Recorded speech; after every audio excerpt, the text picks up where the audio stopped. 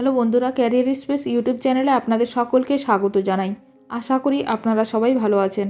আজকে এই মুহূর্তে শিক্ষক নিয়োগ সংক্রান্ত যে সবচেয়ে গুরুত্বপূর্ণ আপডেট উঠে এসেছে, বিস্তারিত সেই সম্পর্কে আলোচনা করব। তাই ভিডিওটি অবশ্যই শেষ পর্যন্ত দেখবেন নিয়োগ সংক্রান্ত অনেক নতুন নতুন আপডেট পাওয়ার জন্য।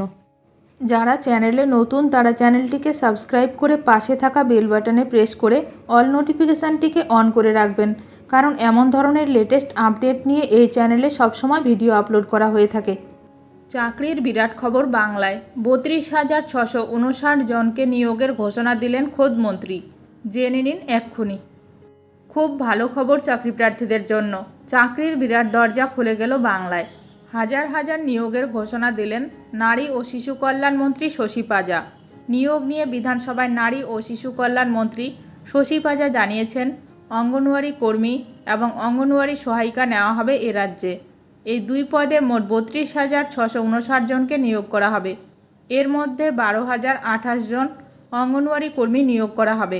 একইভাবে অঙ্গনওয়াড়ি সহায়িকা পদে নিয়োগ করা হবে 20,631 জনকে। জেলায় জেলায় এ ব্যাপারে ইতিমধ্যেই তার দপ্তর বিজ্ঞপ্তি দেওয়া শুরু করেছে বলে জানিয়েছেন মন্ত্রী শশী পাজা। উত্তর দিনাজপুর এবং শিলিগুড়ি এই দুই জেলা বাদ দিয়ে অঙ্গনওয়াড়ি কর্মী এবং অঙ্গনওয়াড়ি সহায়িকাদের নিয়োগ করা হবে বলে জানিয়েছেন মন্ত্রী।